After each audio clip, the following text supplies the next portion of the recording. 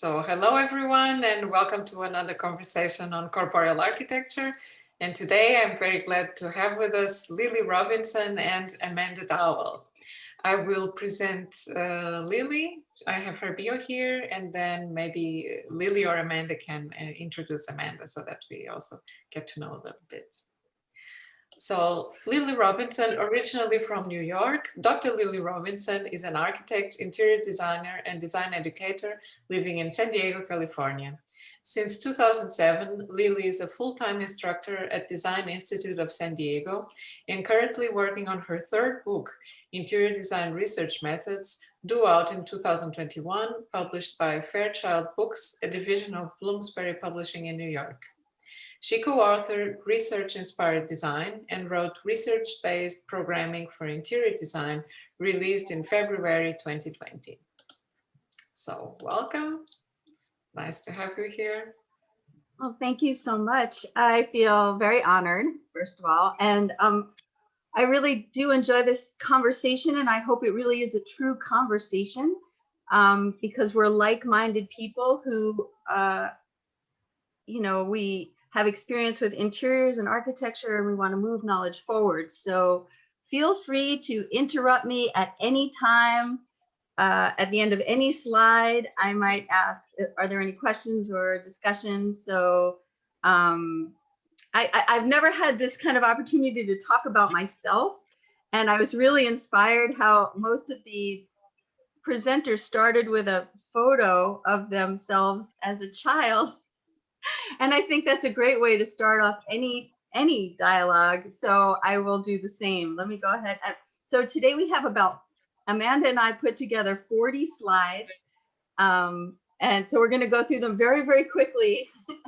We both discovered we're very visual learners. And when we tried to take out any slides, we couldn't. So maybe at the end you can offer feedback on which slides we should take up.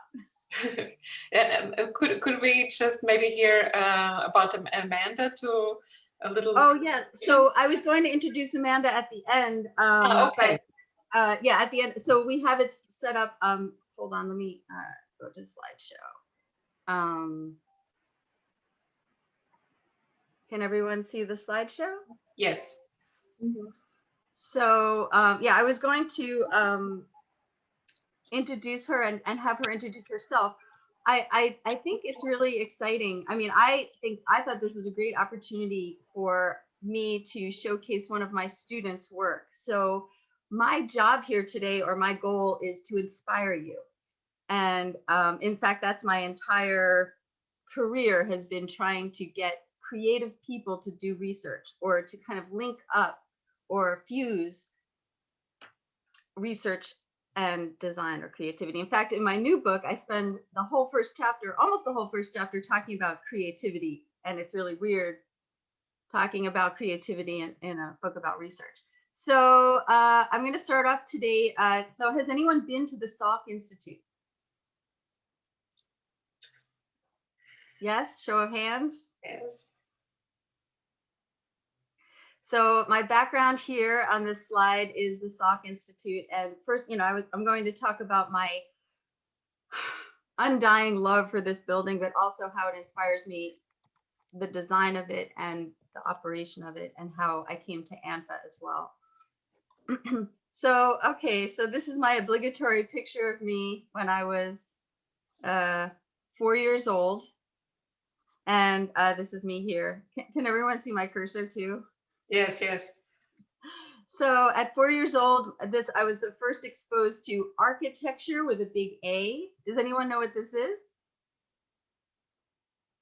The picture in the background? It's Buckminster Fuller's geodome, no? Yes, that's the geodesic dome. Exactly. And then this is the Montreal Expo, World Expo from 1967, and I got to visit it in 1971. So there's major architects represented from all around the world, and they each had a different pavilion, and you would go in there and experience the architecture or the spirit of that place and what they were trying to tell you. So that was my introduction to architecture. And then I looked it up, and then this is the conception of it. This was the design of it here. And there's that geodesic dome. And I was standing like right here taking the picture. And then and I didn't realize that I found this picture on the internet, which is exactly where I was standing. And this was the view that the organizers had in mind when they put together this park. And then this is opening day, and you can see all the crowds and the people enjoying the architecture. And then this is what it looks like today. So you can see they've removed a lot of the buildings. I don't know, has anyone been there recently? This is in Canada, Montreal. So there's the geodesic dome, which still, and you can actually visit there, with Google Maps and use the street view, and that's what I did. And the reason why I did this is because my interest is not just in buildings when they're built, but also as they are used and occupied and change over time. And then, okay, so then when I was 5 years old, I read this book, The Story of Thomas Edison, and I was inspired. This was the first time I made the connection between creativity or inspiration and someone's environment. And so my parents took me to see Menlo Park, and so I got to experience and go on a tour of his. Has anyone been on a tour of his labs? No? So this was, I made the connection between the outer world and my inner world. And ever since then, I've always wanted to be an architect. Actually, I started as an interior designer. So this is an overview of me. I got a Bachelor of Science in Design and Environmental Analysis from Cornell. So we took a science perspective on interiors. And then I worked for a few years, and then I was in New York City and living in New York City. And the way I chose my Parsons School of Design, the way I chose my architecture school, which I don't think is a good way to choose it. I walked out my front door, and the first door, and I kept walking until I came to the first architecture school I found, and I walked in and I applied there. It happened to be Parsons School of Design. So I don't recommend choosing a school that way. I got really lucky though, because I met a lot of women architects, which I had never met before. And I was very inspired. They also teach environmental design there, and furniture and lighting. And I got a real hands-on experience about using materials, and it was really an art. Then it was an art background, so an art perspective and a creative perspective. And then I got a doctorate of education in teaching and learning from UCSD recently, 2016. And my focus was on design education. Mm-hmm. And also educating the public. So I am also a licensed architect in California and New York, and I'm an NCIDQ certified interior designer. I specialize here in something we call ADUs, which are accessory dwelling units. If anybody cares, that's in California, you can have more than one house on a lot. So it's like a little house that's behind your first house. And in 2009, I co-authored a textbook. In 2020, I authored it by myself. She had a baby and moved to, my co-author had a baby and moved to Oregon. So she was not interested.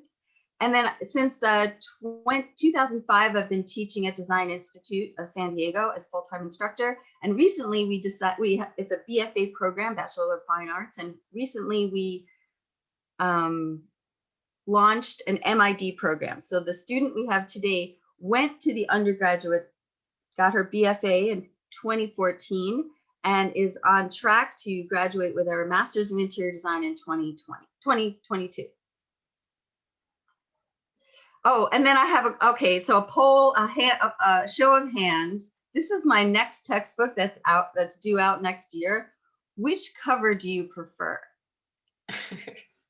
Do we have to do this with the hands, or I don't know. The left side. I would just the left side or the right one. I don't know very well how the emojis work. I would say just intuitively the left one. That would be my preference.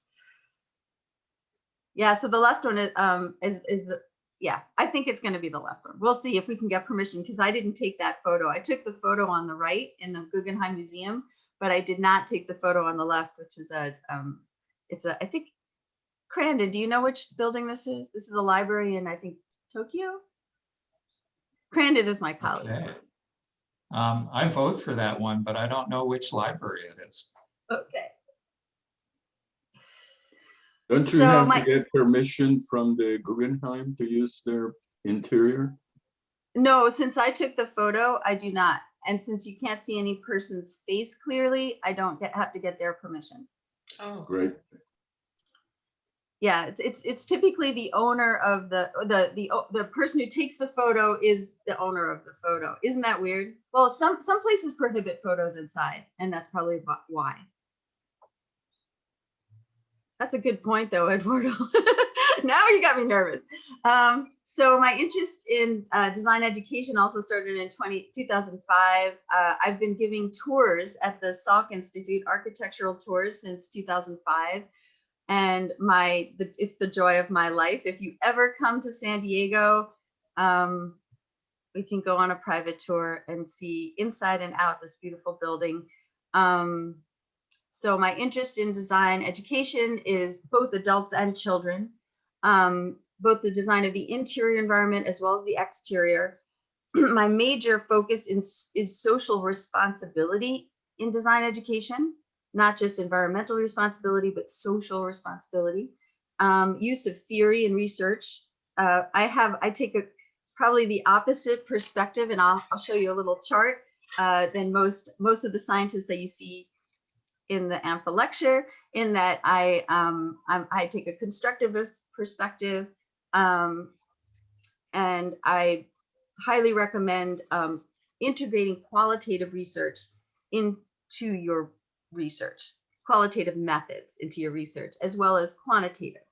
And I'm a big fan of Kevin Lynch's wayfinding, principles of wayfinding, as well as Gibson's affordances, which you've already heard about a lot on these lectures, and data storytelling. What narrative that you can create from data. Oh, and this is, I don't know if, do you guys know Tatiana Berger? No, our students don't know Tatiana Berger. Tatiana Berger, she's the coordinator of ACE, the group from ANFRA, from the Academy for Neuroscience for Architecture, where we, this family who meets here from different places in the world, we belong to this group. But you can give more insight. So this is the day I met Tatiana, which was May 23rd, 2014, when she was what is it called? Not hosting. She was when the children need a guardian. What's that word? Chaperone, maybe. Chaperone. Thank you. Oh my goodness. She was chaperoning the La Jolla third grade gifted and talented class, which her son was in there. Sasha was 9 years old. And so I met her on that day, and we've been very good friends ever since. And ACE is kind of her brainchild. Yes. She's not here today, but she is a driving force behind this. Yes, and this is a wonderful project. I am so grateful to have had the invitation from Tatiana, because we can make this happen. We can have this fantastic, because Tatiana invited me, would you like to coordinate one of the teams? And I thought, this is my chance. I can make a workshop or a lecture with all these people. So really, it was really like action and reaction, and it's wonderful. Yes, I'm very indebted to Tatiana, and I really love our friendship. So, and then I don't know if you guys read part of my 2013 paper, which was, it was entitled Situated Studio. And these were the participants of that study, my class of 2012 or 2012. And they're here on the roof of the Salk Institute. And they're just so joyful. I'm still in contact with many of them.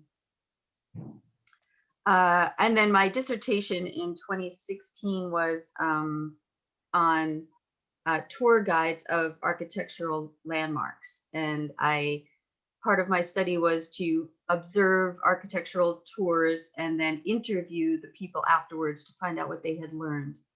It was a wonderful study. So I've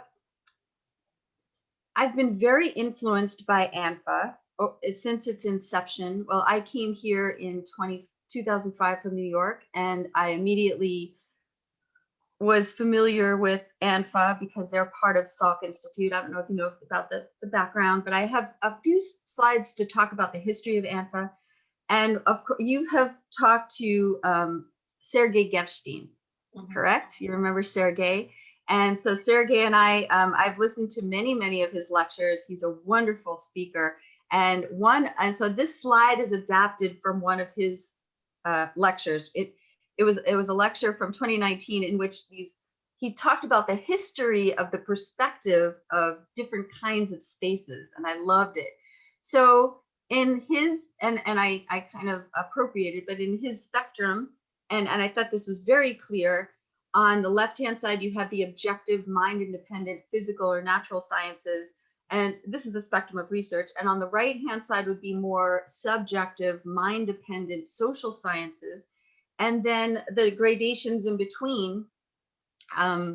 So I'm more along over here on this side of the spectrum. And uh-oh, what's that? I think it's good now.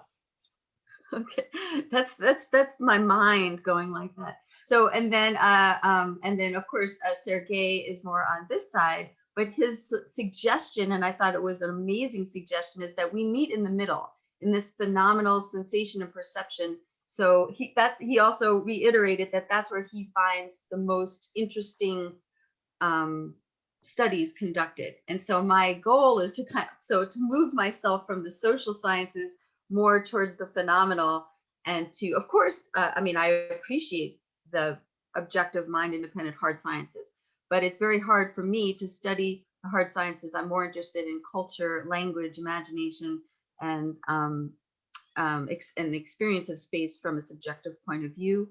But that's why I believe in mixed methods. So, so I wanted to give you some background, some information about what theories I read that resonate with me and have influenced me in my work. I don't know if anybody's heard of Henri Lefebvre, because a lot of in this lecture series, I see that there's a lot of theories that I had not heard of before, and I learned about them. But so Henri Lefebvre, I don't speak French, but translated into English, he views space, the production of space, he views it as a social process and a technological process that happens over time. And I love this diagram with, so there is the conceived space, conceived, like designed by architects, engineers, city planners.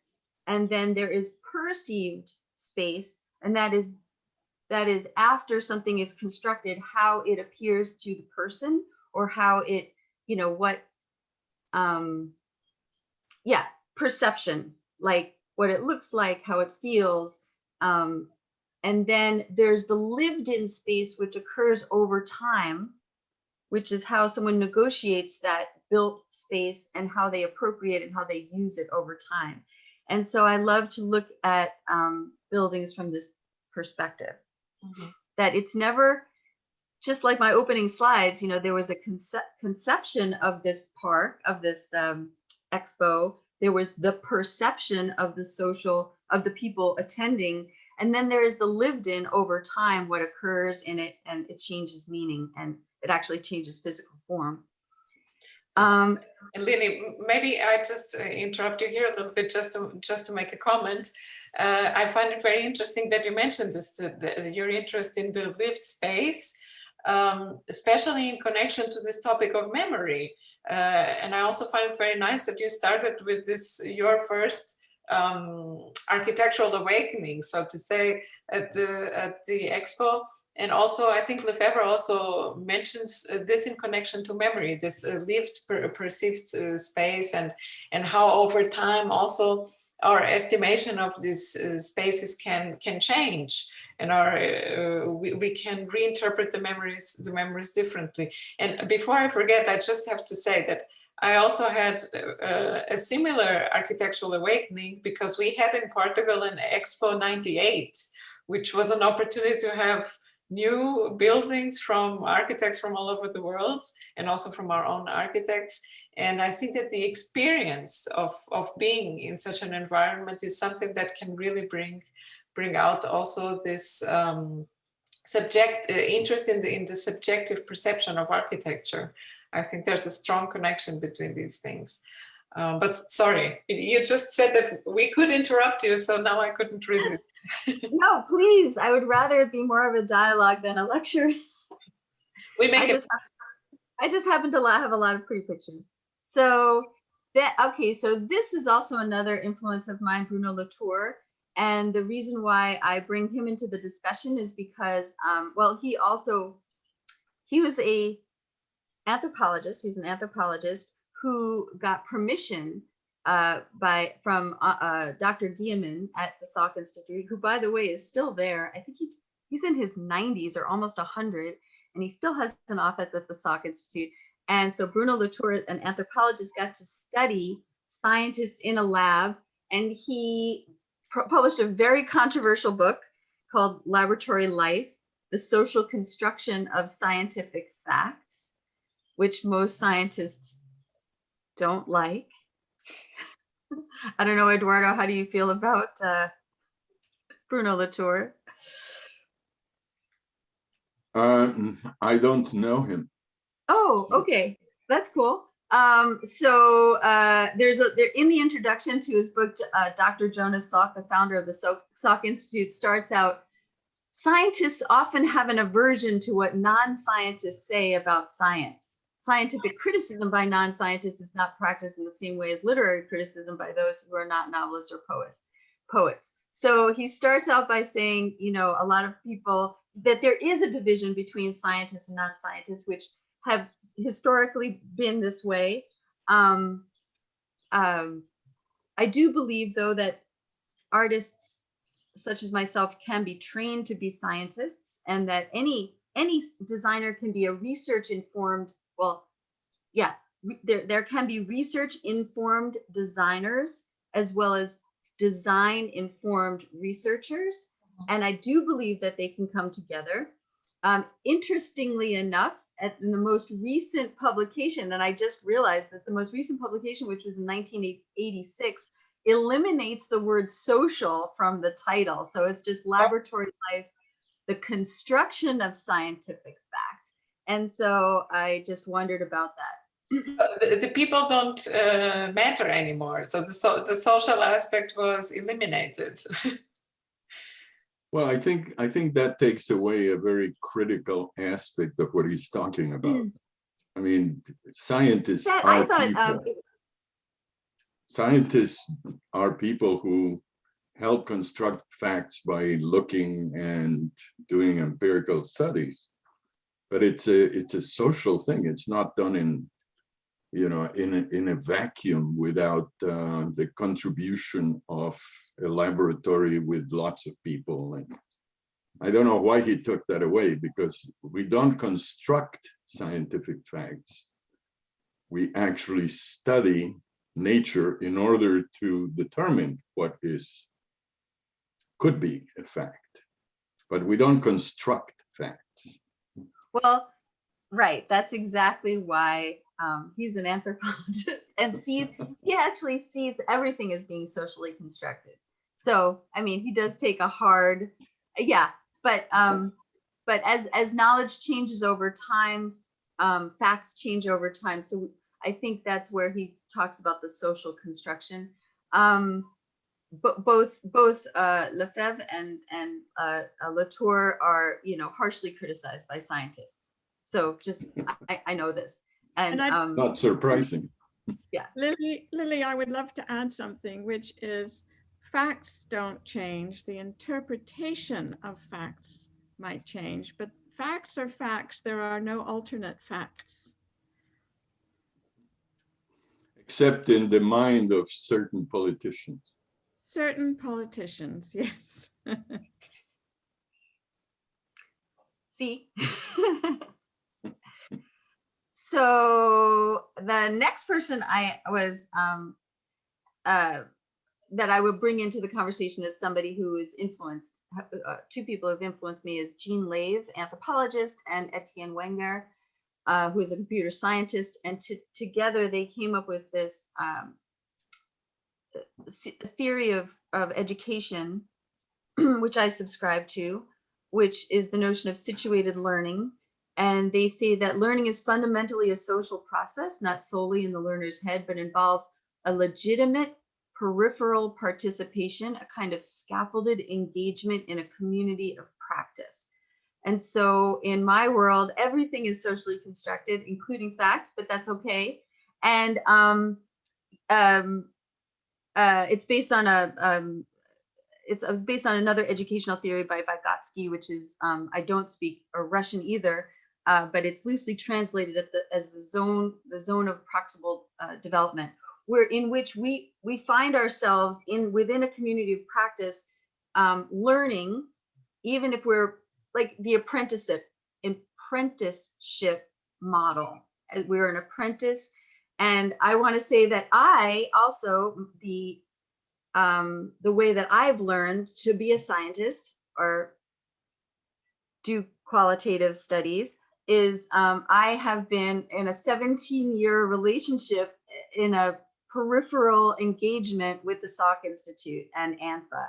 And so I would argue that my legitimate peripheral participation in a community of practice, I find myself in. Here is, there's Dr. Arbib, Michael Arbib here. This is the back of Eduardo Macagno's head. I don't know if you recognize the suit.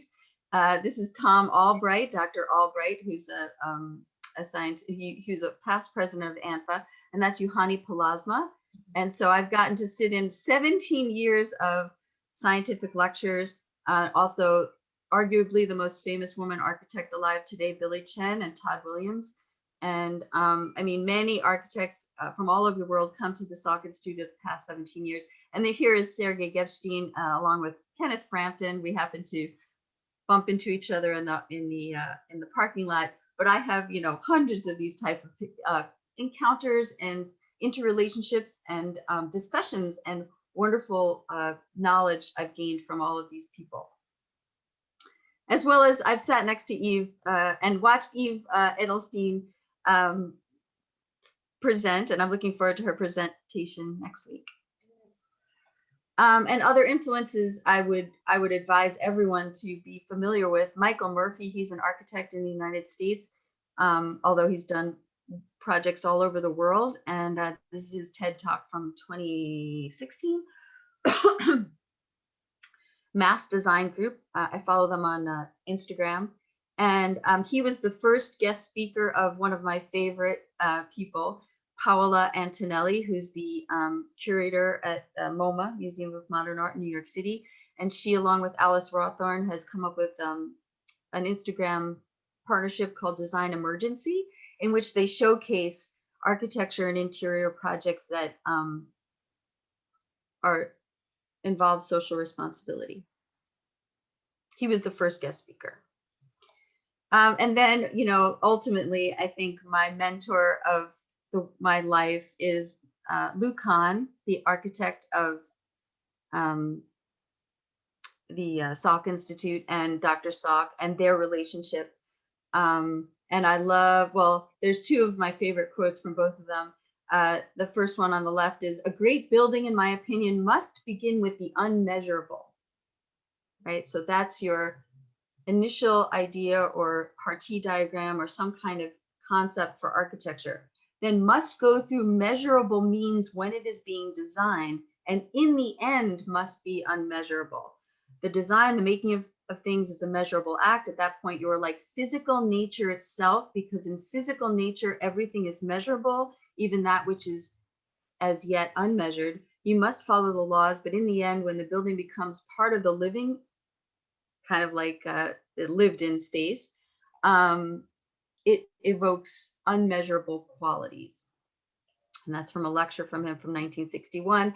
And then Dr. Salk on this side of the page, when 1974, just after Kahn died, this was part of his eulogy. Dr. Salk spoke at the memorial, and it's a long poem, but one of the last stanzas is, as if drawn by some force to give expression to the meaning of the unmeasurable dimension of relationship, our paths crossed, allowing each to help the other to say and to reveal what would otherwise have been unknowable. So here again, knowledge is being constructed by two people, an artist and a scientist. I guess that would be the theme of my talk. And then of course, my unmeasurable love for this building. And I will quickly go through slides. This is the two classic views of the Salk Institute. And then this is me being terrified up on the lift, taking that photo. And also, if you go to the virtual tours of the building, you'll see that I give 2 of the virtual tours on the website. So to me, it's the building, this unmeasurable quality that is measurable, but unmeasurable. And then it's also, oh, this is a photo take. I don't know if anybody knows this, but on the equinox, the sun sets in line with the water feature. So it's a really big day for architects. We bring champagne and we watch the sun go down and set along the water feature twice a year. But for me, it's not just looking out at this architecture, but really the people who embody, who actually experience the architecture. And then, this is me looking back, everybody's taking a picture of the sunset and I'm looking at the people. So to me, it's about the people and the people interacting and the laws that govern the people and an ongoing relationship. This is the former head of security telling people they had to leave after they took their photo. And so there's details here that I'm in love with, because over time, you discover these wonderful details, and both the exterior, which change over time, different seasons, different times of day, different lighting, and then interior shots that are, places for contemplation and just where you do your work. So this brings me to introduce my student. So in one AFRA conference in 2014, I met a woman named Galen Kranz, and she just happened to have a poster up in the gallery.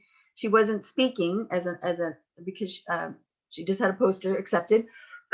And she teaches that she wrote a book called The Chair, and she teaches at Berkeley, and she did this wonderful experiment in which she had people draw. So here it says in the method, subjects complete simple mathematical exercises, addition, subtraction, multiplication, division for 5 to 10 minutes to generate a state of cortical mental organization. The subjects were then asked to draw 2 sketches, one of a handle and a floor lamp. So she's trying to, and then what she did, so she's trying to put someone in a mindset, get them to draw something, and then do a treatment to them that allows them to draw, and then to relax them or to engage the human senses, and then ask them to draw it again. So, and then she compared the before drawings with the after drawings to see if there's any difference in the drawings related to their perception of being human or the senses. Got it?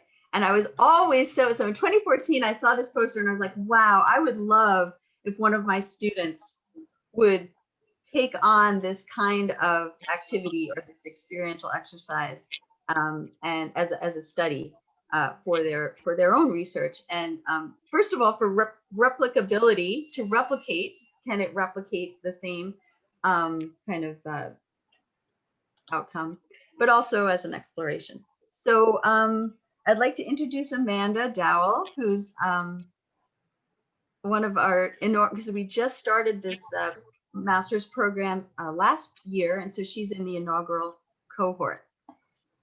And go ahead, Amanda. Okay, thank you for that, Lily. I'm really excited to be speaking today, and I would also love for it to be more of a conversation. So if anyone has any questions or if anything pops up, just let me know. So yeah, I was really inspired by this experiment and talking more with Lily about what Galen Krantz did. So I wanted to bring that into my studies of my first semester of the MID program. But first, a little bit about myself. I think that's the next. Oh, the next slide. So that what I explored the first slide, emotional freedom technique. So Lily, if you go back one. Oh, sorry. You're fine.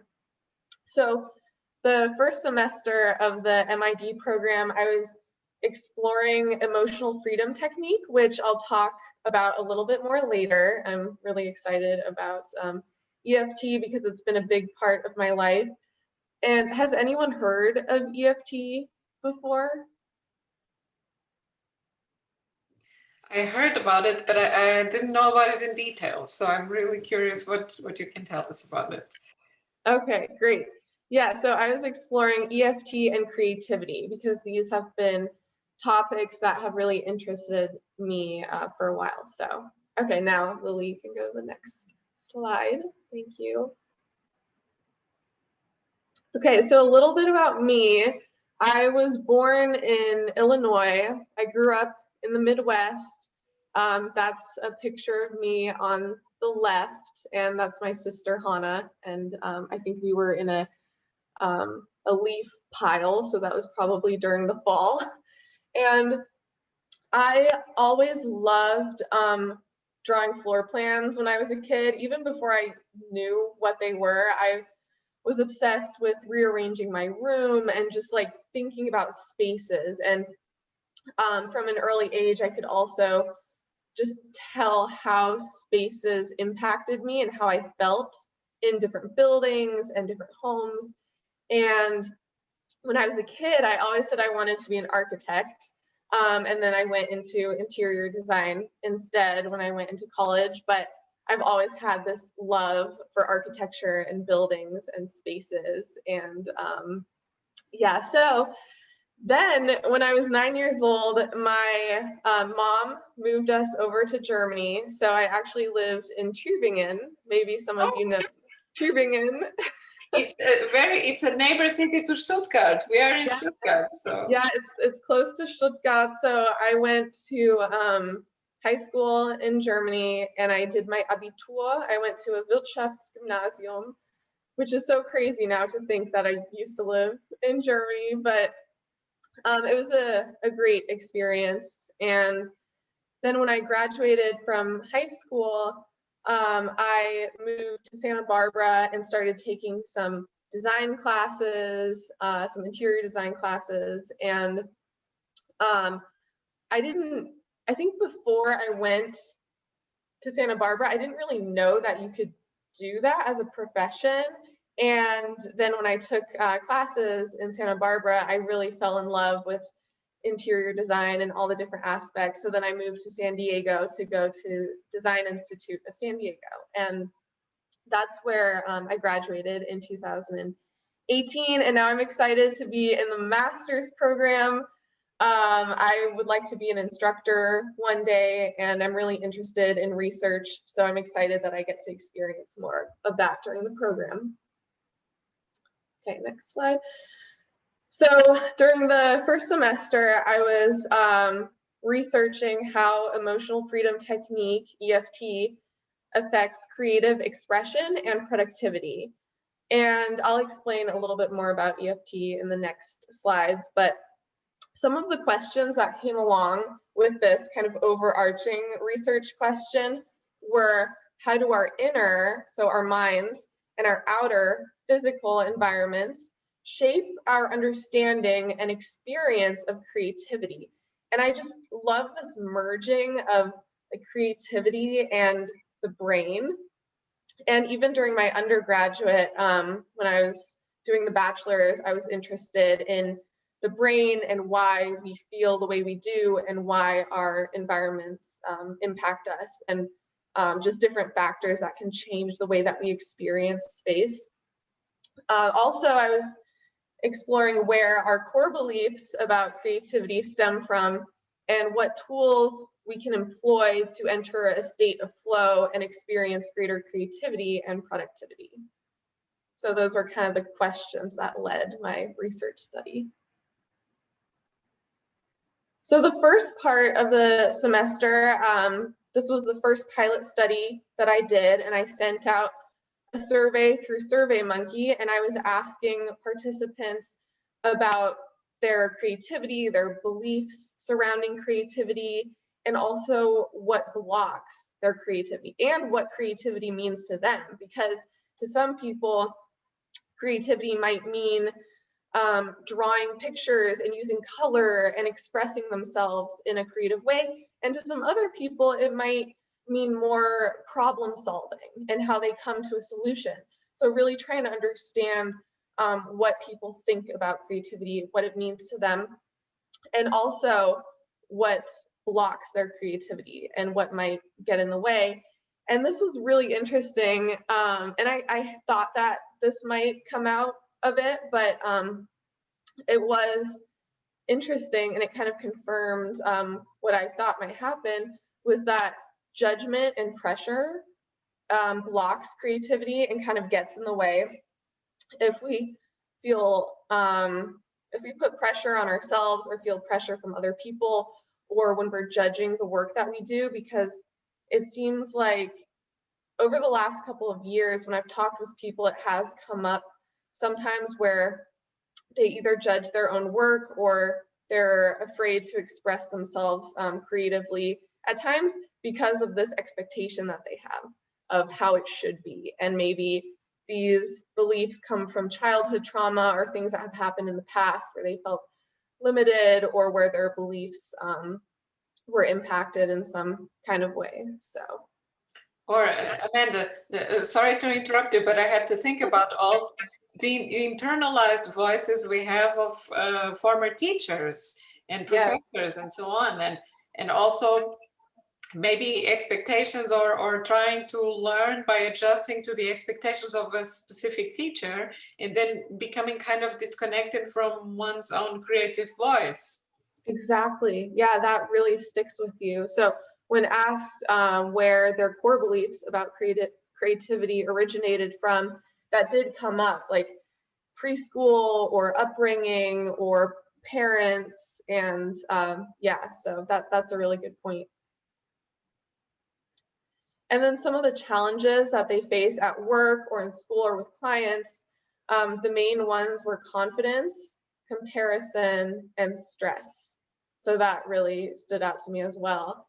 And when asked how easy it is for them to get in the flow, with 100 on this graph being really easy, like I can just start creating and I'm in the flow, and 0 being really stuck, it was a little over 60 for that. So that, yeah. Okay, so now a little bit about emotional freedom technique, which is a topic that's really near to my heart and important to me, because when I was living in Germany, I was actually introduced to someone who did EFT, and EFT stands for Emotional Freedom Technique, and it uses elements of cognitive therapy and exposure therapy. So it's kind of a mix of these, and it's a form of energy psychology, and you use different acupressure points on your body and you tap them, and it's just a way to release stuck emotion. And you start with an issue that's really affecting you. So you go to that issue, and instead of suppressing it, like, you can really just bring it all up and observe it. And then while you're tapping, you're rewiring your brain, and it's actually, it's almost like a short circuit where you're disconnecting the memory from the emotion. So it's a way to really process emotions and past memories, but also it's a good tool if you just want to feel more motivated, or if you are dealing with any kind of issue. You can use it for sleep if you want to improve your quality of sleep. And because usually with a lot of things that affect us in a negative way, there's some subconscious underlying thing. And if we can bring that up and process the emotions, then we can just feel more clear in our minds and in our bodies to express ourselves and to do what we want to do. So there have been over 100 clinical trials that have shown that EFT is effective for anxiety and depression, PTSD, and even physical pain. So you tap the different acupressure points and you start with a setup statement and you voice the negative thing that's bothering you, and then you can go over into the positive after a couple of rounds. Next slide, please.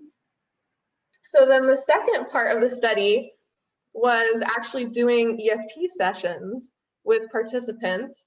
And this was a really exciting part of the study because I loved being able to talk to people about their beliefs about creativity and to just have that kind of personal connection. And so that was exciting for me. And it was a random selection, and there was an artist in the group, a graphic designer, and 2 interior designers. So I did 4 sessions with 4 different people, and they were over Zoom. They were about 20 to 30 minutes each. And I collected qualitative data, quantitative, and then also the physical data, which were drawings.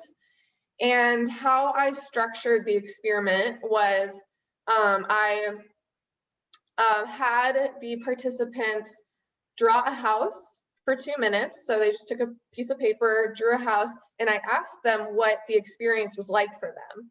And then we talked about what holds them back in their creativity and how they would like to feel instead. And we came up with a setup statement and the different things that we were going to tap on. And then we did 2 rounds of EFT and checked in with their emotional level, how they were feeling, and then I had them draw a second house. So that's how it was structured. And the hypothesis was, Lily, if you could just go back one more time, sorry. If our physical energy is less stuck, we can experience greater freedom and creativity and enter a state of flow.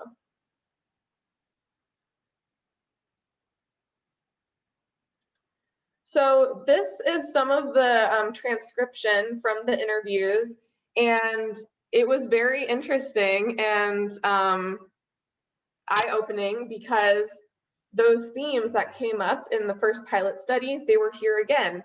The participants were talking about feeling afraid or nervous or thinking that people were judging them, or thinking, like while they were drawing, just thinking judgy thoughts or having thoughts of self-doubt and feeling like, oh, I want it to be perfect, and just all these things that were getting in the way. So that just was kind of, yeah, interesting to see how the results from the first study were also showing up in the physical interviews. And then the EFT sessions that we did, some of the setup statements where you start tapping and you're addressing the negative, we did, even though sometimes I doubt myself when it comes to my creativity, I choose to feel free and creative. And I had them repeat it after me, and they were tapping on their own bodies.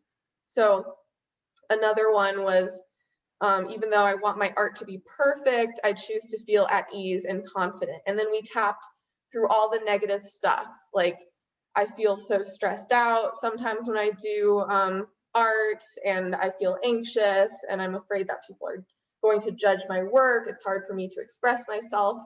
And I measured their SUDS level. So SUDS is the subjective units of distress scale. 10 is really high, like feeling really anxious and stressed out, and 0 is I feel really good and this isn't affecting me in a negative way. And after tapping, the SUDS levels went down pretty significantly, either from an 8 to a 5 or 8 to a 3 or even 8 to a 2. Okay, next slide, Lily, thank you. And then this was very interesting to me because I had them draw the second house. And then I asked them about it. I interviewed them and I was like, hey, how is this experience for you the second time? And it was overwhelming to see what came out of it when I was analyzing the data, the coding that emerged from it. There, throughout all 4 interviews, the themes were repeated. So they were saying that they felt lighter, they felt more calm and relaxed. They weren't really thinking. That was a theme that kept coming up. I wasn't stuck in my head. I wasn't thinking. I wasn't doubting. It felt more playful and fun. And there was just more of this childlike sense about creating the second house. So yeah, these are the things I got out of it, and I coded it with different colors. So just being less stuck, not overthinking, more playful and fun, feeling more loose. So it was just really interesting to see how after tapping through these issues and tapping on the pressure and the judgment and fear, there was just this reoccurring theme for each participant. So this is the physical data and the houses that they drew. So I compared them, the first one and the second one. And I felt like overall, and again, like I recognize that there might be some limitations to this, and it would, if I had had more time and continued the study, I probably would have given this to more people and asked them, like, can you see which the first one is and what house was the second one? But I feel like overall, I noticed that the second houses seemed more loose and a little more spread out, like the participants used more space on the paper, and that they just felt more free to express themselves and add more details, and it just seemed a little more spread out and less rigid. So this was really interesting to me to see the first house versus the second house. And then thinking about the future and how one might be able to apply this in interior design or architecture and for future research, I'm really interested in seeing how these findings can be applied in schools and teaching. Maybe students can experience less fear and judgment, which may lead to less procrastination and greater academic enjoyment. And also I'm interested in learning about other ways to release stuck energy and how they can be studied, like walking meetings or having views of nature or doing yoga and meditation. So I'm really interested in this field of energy psychology and how we can apply it. Yeah, and that's it. So I'm glad that I could share that with you. Thank you. Thank you, Amanda, and thank you, Lily, also. But this has been such a great presentation with such an inspiring variety of things, and I just want to start doing emotional freedom technique immediately because I think that we really need to experience this kind of approaches and also maybe to work with these techniques to understand what a lot of our internal processes with creativity at some point start to happen. I mean, of course, in an ideal state, we have a permanent 100% flow of creativity and nothing is stuck and everything is always flowing, but we are always exposed to so many external factors that might stress us out and we are rushed. And often I think that creativity is something that struggles with the pressure of time, because very often to really be into the flow, you need a lot of time to get in there, not necessarily procrastinating, but just the time to allow yourself to reach that point and then to stay there when it's really, really nice and things are really, really going. Yes. That I would like to ask you, Amanda, and then I will go back to Lily. But Amanda, I would like to ask you, what drew you towards emotional freedom technique? Was there a personal experience? Yes, yeah. Thanks for asking that. That's a good question, because when I was living in Germany, I met someone who does emotional freedom technique, and I did some sessions with her. And at that time, I was like in the middle of the Abitur, and I mean, it's so stressful. And I was also getting my Führerschein, my driver's license, and there was a lot of stuff going on in my life. And I worked with her, so I really got to experience the benefits of EFT, because it just blew my mind how I could feel so much more relaxed about things, and how the quality of my life really improved after doing EFT. And it's such a simple technique. Everyone can do it for themselves. You can do it for 5 minutes at home, or just, whenever you find the time for it. So I think having that personal experience and seeing how it really changed my life and impacted me in a way, I wanted to share that with other people, and also just being interested in learning more about it and seeing how we can apply it to things like creativity. So there was, that personal connection. Yes, and I think this is also really beneficial at this time that our students have been, we even talked before, I think it was Hannah who mentioned, we are already since a year, more than a year working from home. And for our students, this is such a difficult experience for them, because, you know, they're not meeting in the studio with the colleagues and exchanging experiences. And so they are working on their own at home, and we do everything online, and in many ways it works very well, and it's also stimulating, and so, but it's not really the same. And I think that the fact that we also have to, I try to make my classes as free as possible. So I try that my students have exercises that they're not stuck at the chair, or that they avoid the chair as much as possible. But we do spend a lot of time with the chair and with the computer, and this also leads to a lot of stuck energy. We're not moving enough. And yes. Yeah, definitely. Because I mean, I can feel that for myself when I'm just working the whole day and I'm on my computer. It's so much harder for me to create. But then if I do yoga or if I do some EFT, then it's so much easier to use your imagination and enter into this other space where it's easier to create, and it feels so much better. So yeah, like having some techniques, and some fast techniques, because sometimes we maybe don't have an hour to meditate or to do something else, but a quick technique that can help you get into that state and kind of free up that headspace and get unstuck. I think that's really important. So yeah. Yeah, it's great. And Lily, I want to thank you so much for bringing Amanda, and also for also your wonderful presentation. I really enjoyed listening to you and seeing from your facial expressions the deep connection you have with the Salk Institute.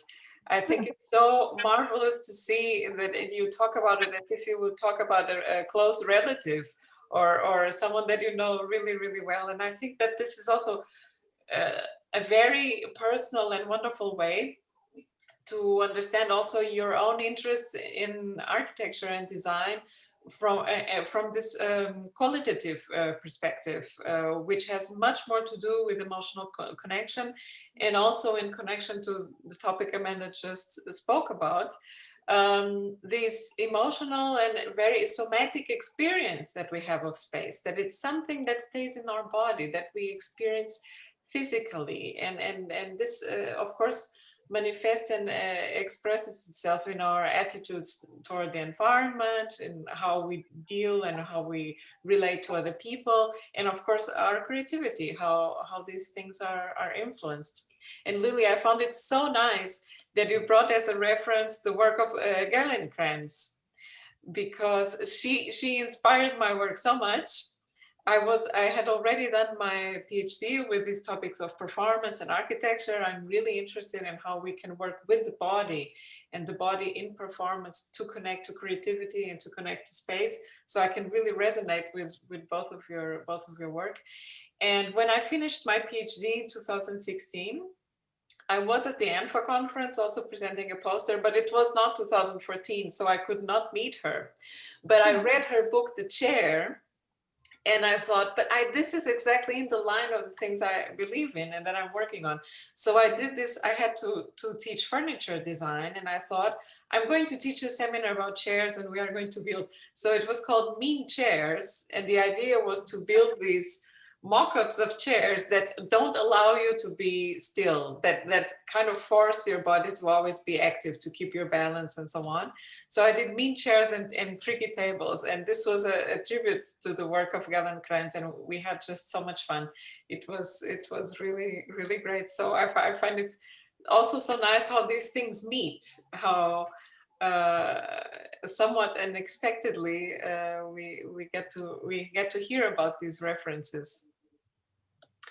Lily, I wanted to ask you also in connection now with the chair, what was the aspect of her work that made you curious to connect to, because you had a picture of her poster and it was her methodology.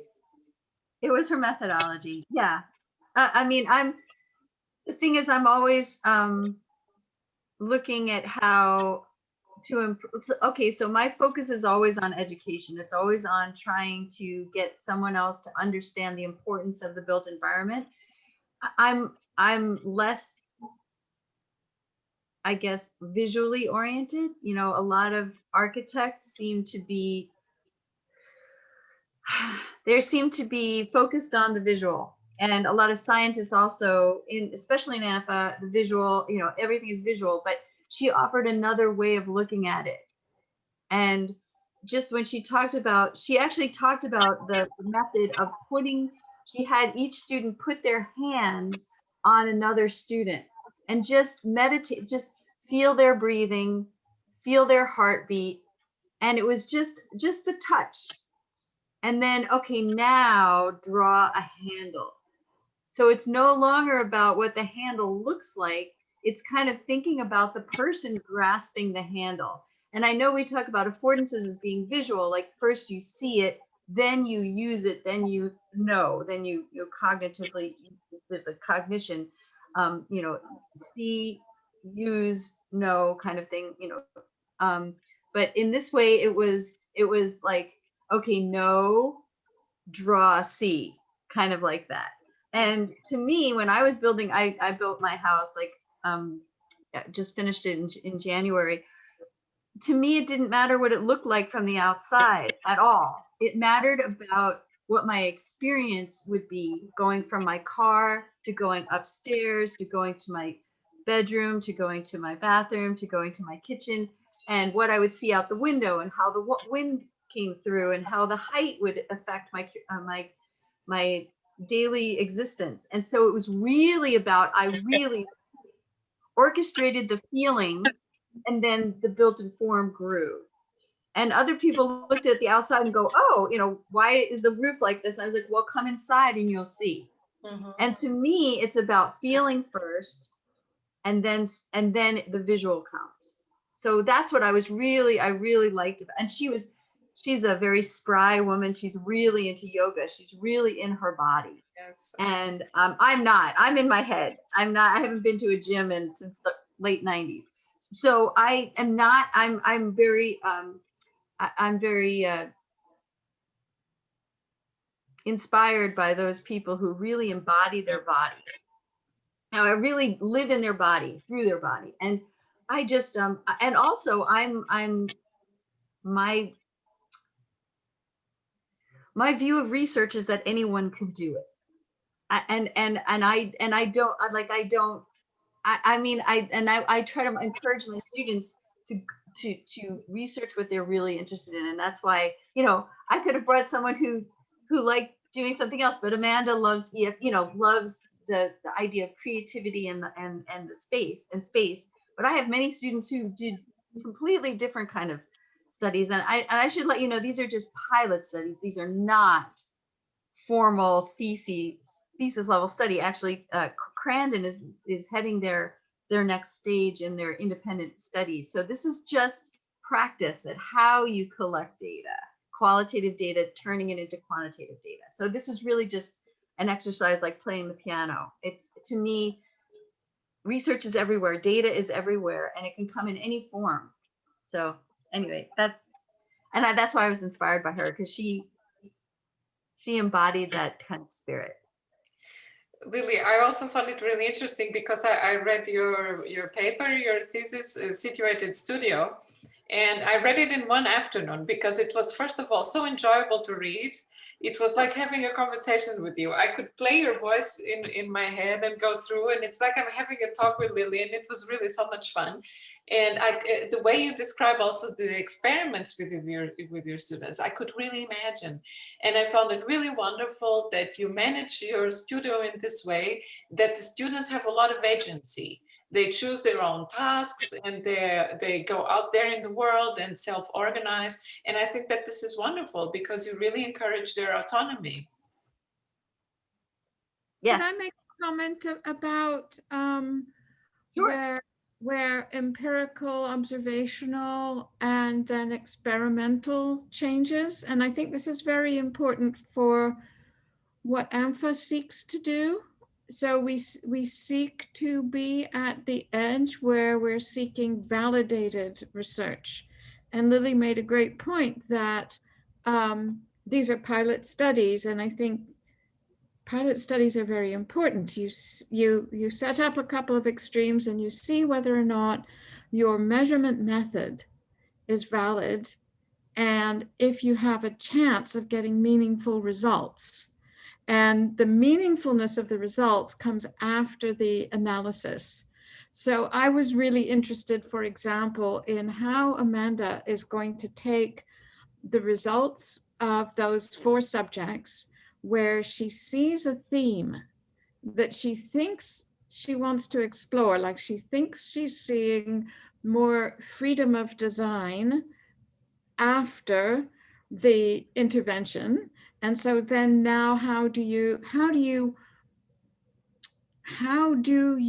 establish that which component of the design exemplifies either greater creativity or a different design outcome that you see repeatedly? So you can say that this is having a repeated and a reliable effect. And then once you've established it's repeated and it's reliable, then you can say, and what does it mean? So I'm interested to see how that evolves during your studies, because I think that's very important if what we want to do is connect what the brain is doing when we're intervening with the body. And that's sort of where AMFA sits. Yeah, so Eve, we have a class right now called Phenomenology of Space, in which we are learning, we have behavioral scientists now talking about how the brain works. So hope, and out of that, they have to do another pilot study in which they're coming up with a reliable way of measuring it, or a quasi-experimental pilot study. But okay, so this is now a general call. If you would like to speak as a guest lecturer in my class, I would love that. It goes throughout the summer. So one of the thoughts I had as I was listening to you, sorry, I switched my thing off and let me put my hand on. Nice to see you, Eve. And this is fascinating, and I think we've engaged in this discussion throughout the lectures, excuse me, where phenomenology becomes physiology, maybe is the shortest way to put it, and where this continuum of observation, behavior, through the transformation from phenomenology to cognitive science, cognitive neuroscience, And then Psychology. Yeah. the physiological components, how do we measure what the brain and body are doing in response to design? And it's a span from philosophy that has nothing to do with what part of the brain or body it's doing, but it is a phenomenon. It's a manifestation of our experience, to all the way through to, oh, gee, I can measure that in your brain waves, and I can determine it by some of your other responses. And So other biometrics or go ahead. I'm sorry. Yes. So yes. Mm-hmm. So it's a matter of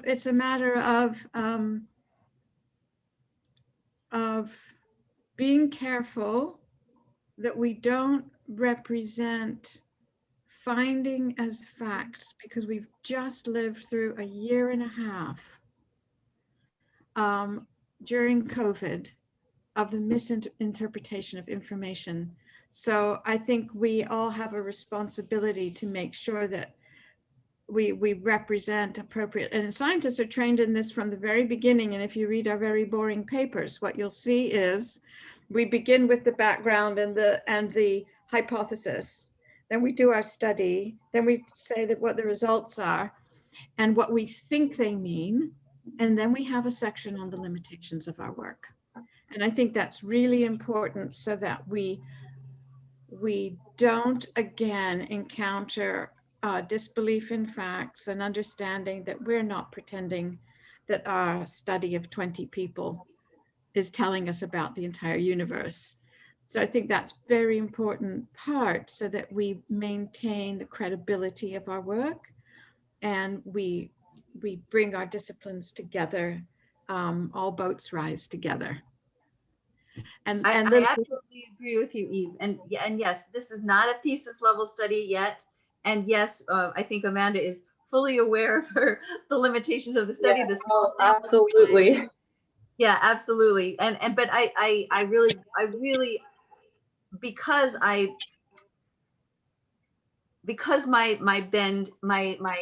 background is qualitative study, and I bow to the quantitative study in you, but I do want to, I do think that it is possible that we can have collaboration, and because I of course we would never we would never take a virus, we would never trust science if it was conducted like a qualitative, like a cultural study, right? But there in the other way, but in the other way creates quantitative. You do enough, right, and you start to quantify what you have seen. So it's sort of that subjective objective, which is conscious, subconscious, and so all of these things add together.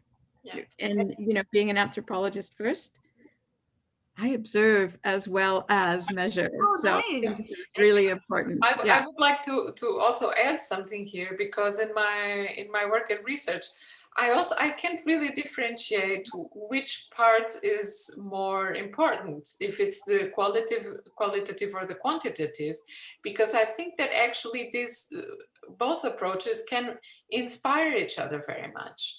I came to quantitative research when I was doing my PhD because of my interest in the qualitative. I was working with the body. I got this idea to do a PhD about the body and architecture and performance because I started to practice yoga in the middle of my architecture studies, having had all the problems that many students have when they spend too much time at the computer and there's musculoskeletal, mental, whatever going on. So I started to practice yoga, and I could really feel that the deeper I got into my practice and the more embodied I felt, the more my creativity and my awareness of architectural space was developing. And I got so fascinated by this idea. And I really wanted to do, I went to speak to my advisors and I said, I want to do a PhD with this topic of the body and architecture. And I want to really explore this connection. And I want to explore the connection with emotion, because I was also reading about Damasio and neuroscience.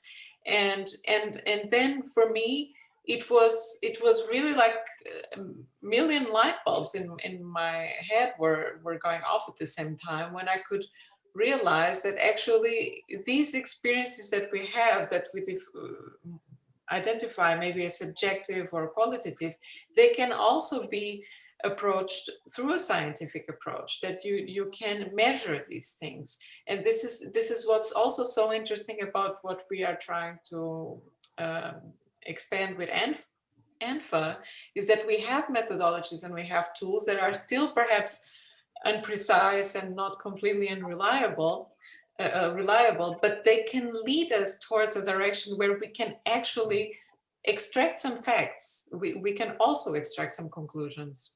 And understand in a different way the why and the how the brain alters the what you produce.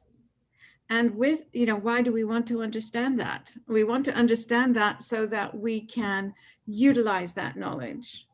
And in a pedagogical sense, look, we're seeing different results, and here's why. It's because your conscious is battling with your subconscious, and your learned is battling with your experimental, and what mental states does one go into to allow certain focus, attention, and creativity. I mean, it's one of the holy grails to understand creativity, right? This is a long project. I think Amanda will do several PhDs and finally figure this one out.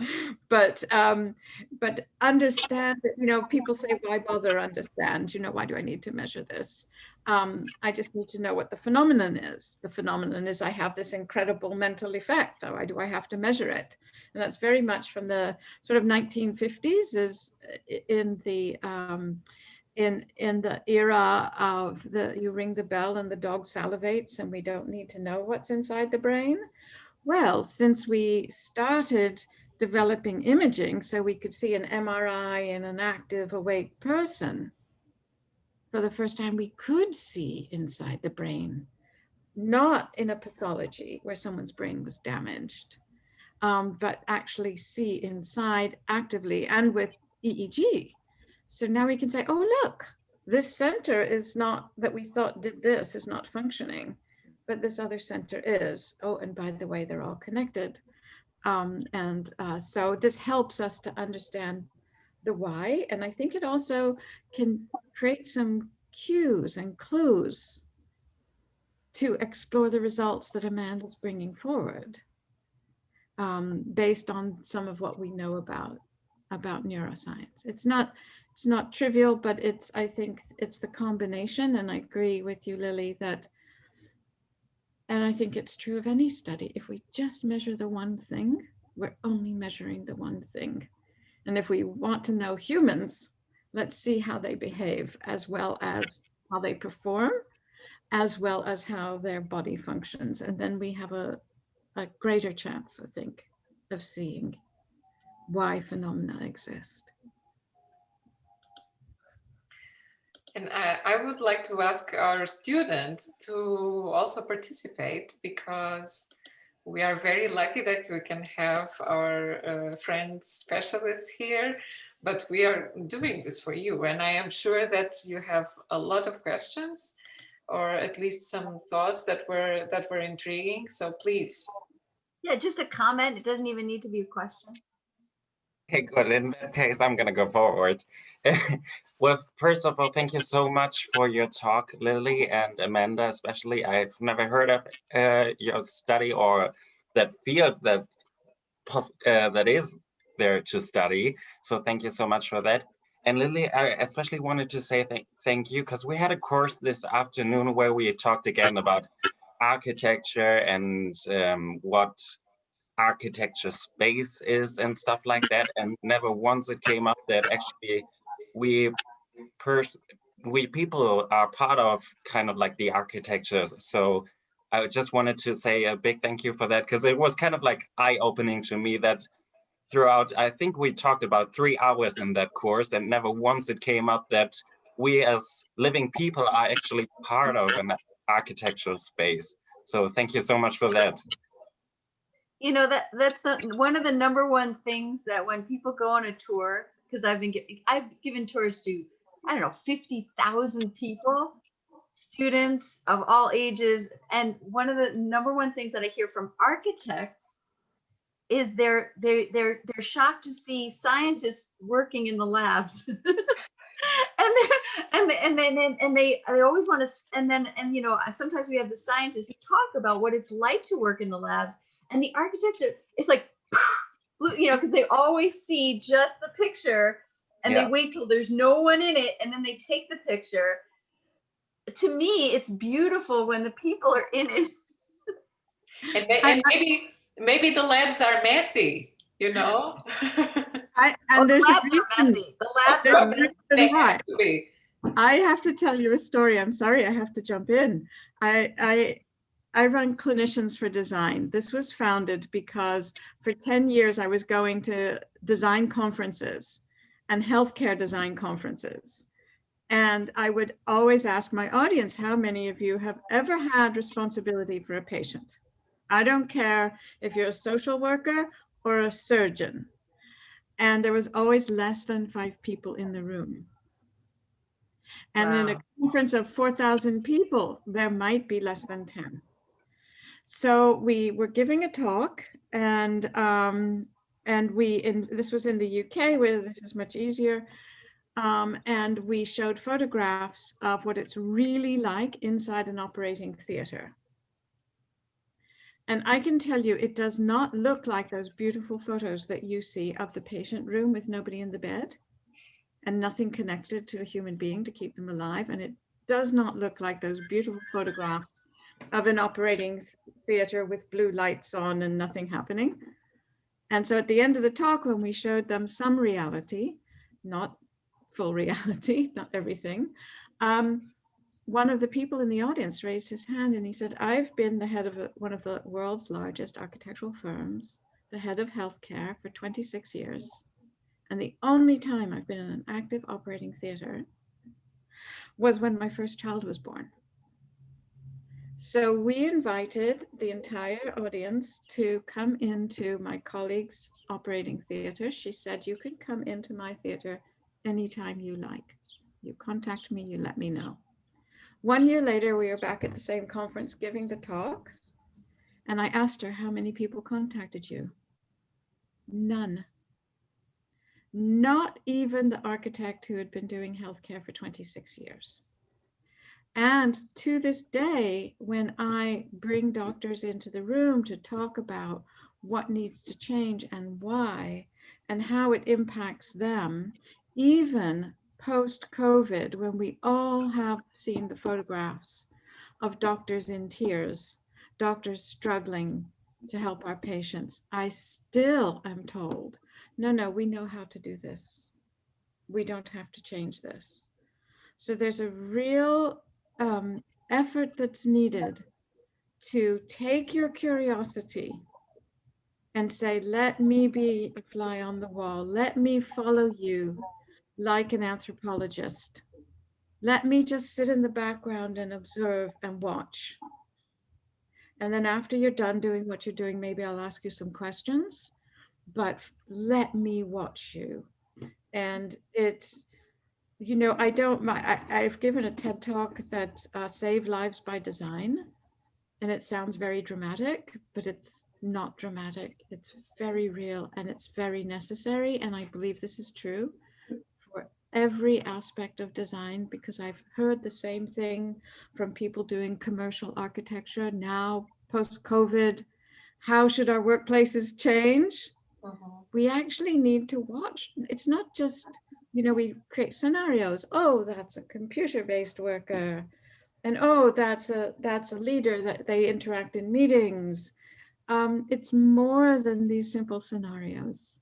So watching and observing is so important. So the problem is, Lily, I just very quickly make a comment based on in sequence what Eve said. It's not just that, but it's also not worrying so much about, does it look good in the drawing or not? Is this a beautiful drawing or not? Because this is really, really a problem. We became so focused on the representation, if the representation looks good. if it makes an interesting poster or an interesting image or an interesting reference, that we forget that these images have a meaning, that we are somehow pretending that we make a script, and then we get very disappointed that people don't follow a script that doesn't work, that doesn't serve their needs. It happens all the time and everywhere. It happens in Starbucks. Like I have students who work in Starbucks, and I said, did they interview you how you do your coffee? Oh no. And they changed all the countertops and all the screens and all everything. And they said, now it works worse. It's worse. And I just wanted to say my first job, I was 21 years old. I'm out of Cornell, interior design from a research perspective. The first job I got was a NICU at Metropolitan Hospital. And 21 years old, I go in there. Has anyone ever been in a NICU? It's a neonatal intensive care unit. It was the room about the size of a classroom, and there were babies the size of the palm of your hand, tiny, in these incubators.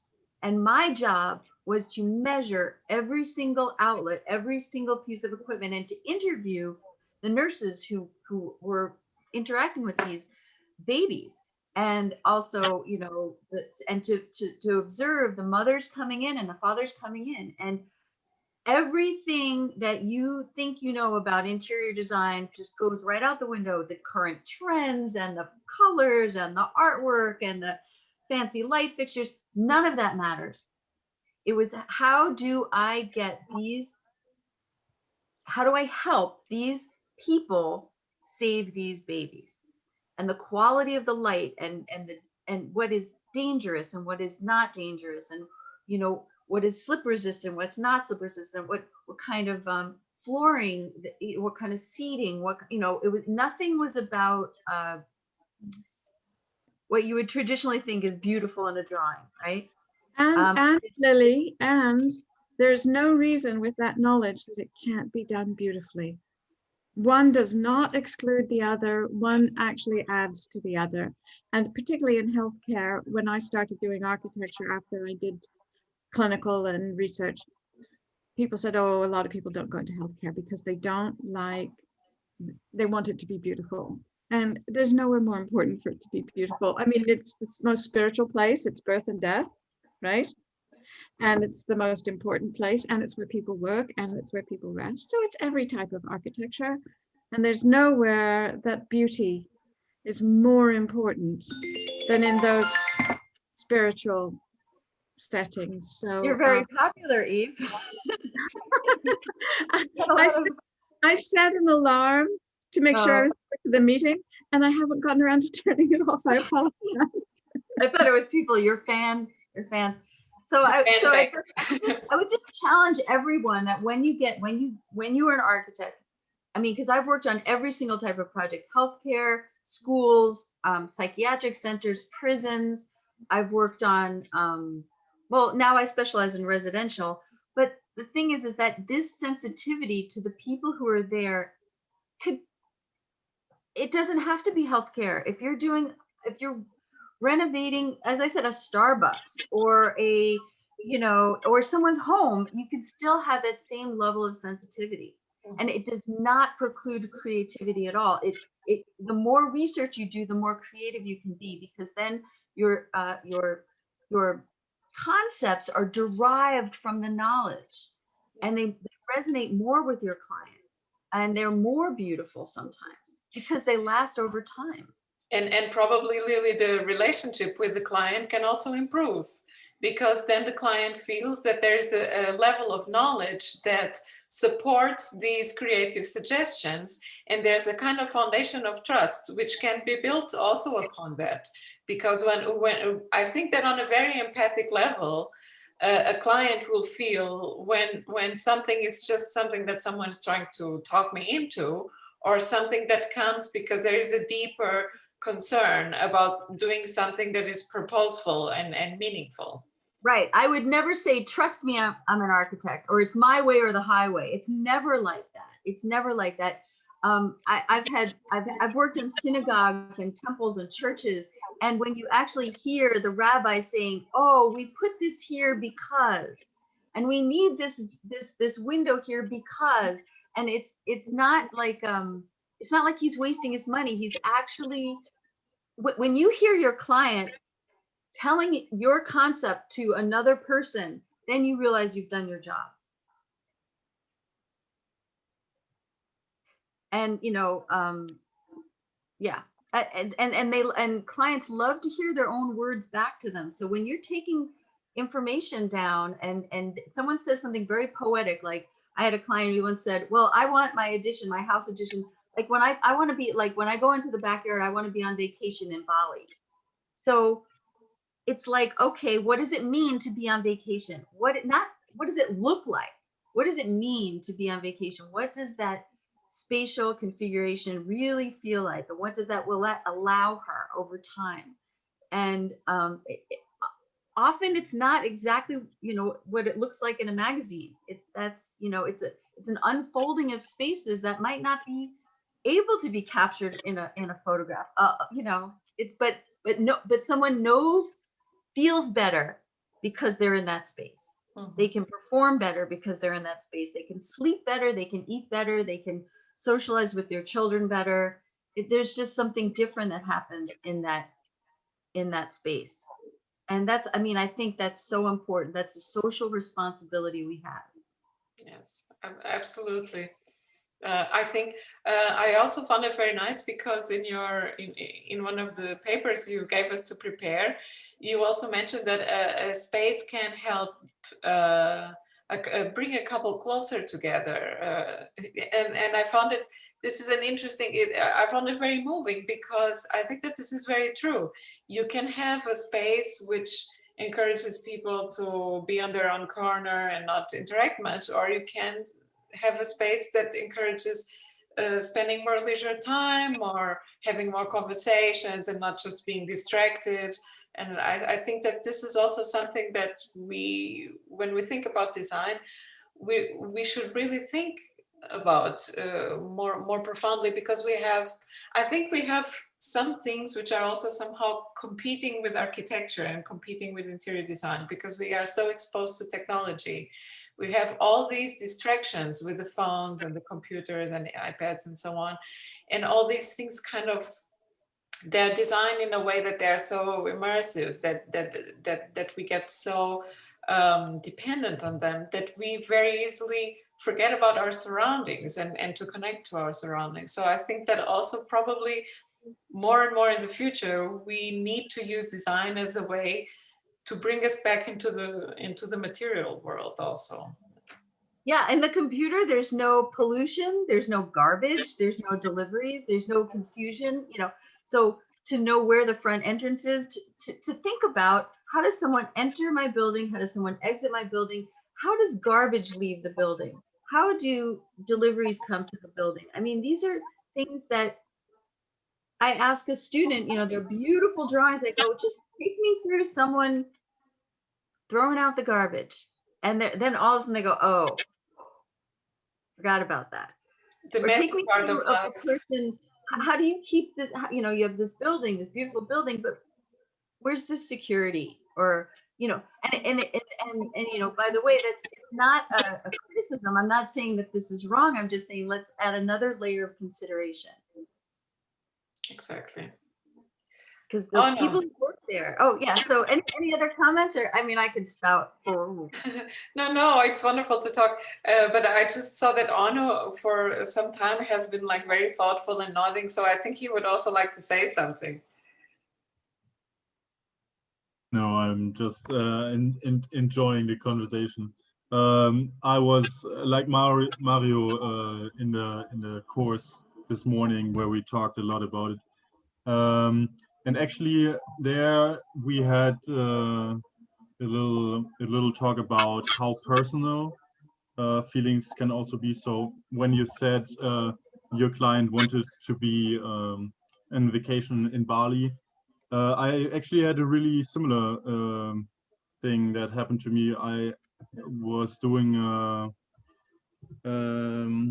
let me search for the English word, a competition, and the woman was telling me that her grandmother had a really nice flowers, lavendel in German. I don't know. Lavender. Lavender, yeah.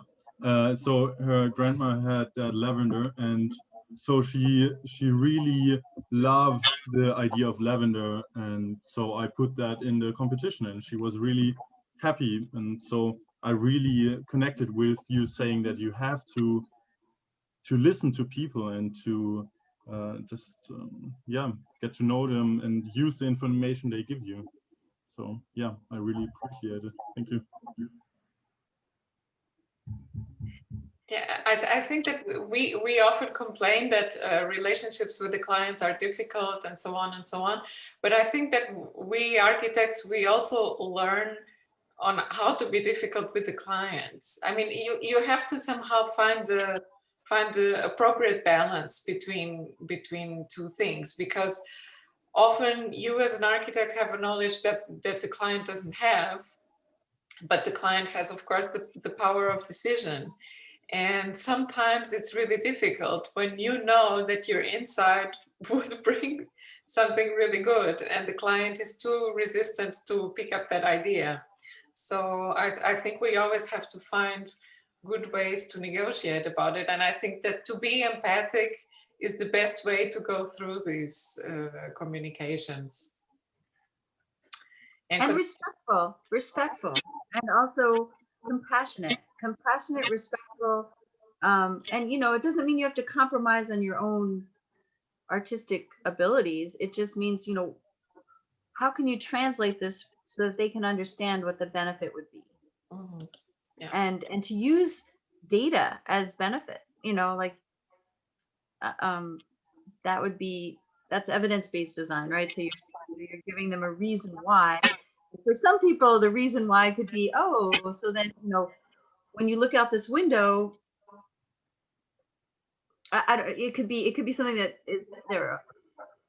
You would get to know the client, whether it will appeal to them, whether it's something aesthetic or it's something with the feelings, or whether it's something like bottom line, like this over time, this will cost you less, you know, it'll be more energy efficient. You'll have to turn on your, you know, your air conditioner much less often if we put these windows here and this fan here, you know. So you have to find out what appeals to that client.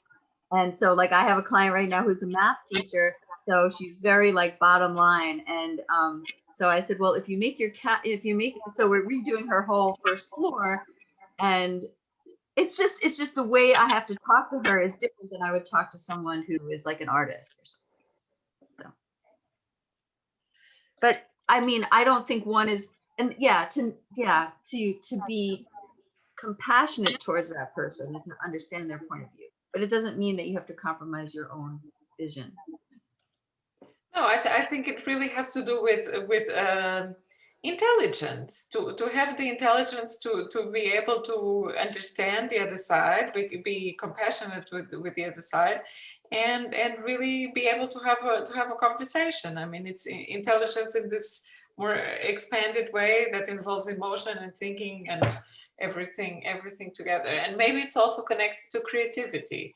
As Amanda was talking before about creativity, maybe if we are more free and less fearful in this kind of interactions, we can also be in a better state to have a flow and also to have a better outcome of these interactions. When are they going to be presenting their designs for their built-in shelter?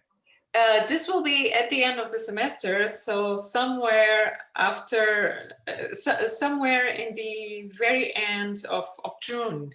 I will have to set the date. We have our last conversations on the 21st of June, so probably it will be on the week after. Oh no, I'm sorry. It will not be on the week after because they have a few more weeks to finish the designs after it. I will have to check and I will set a date, and we will have a vernissage, and we can bring something to drink if we would like, and we will have some presentations, and we will talk about it to make it so that you also can see how our students are developing their designs and applying it. If we would have all the time in the world, we could make it also as a bit of a studio.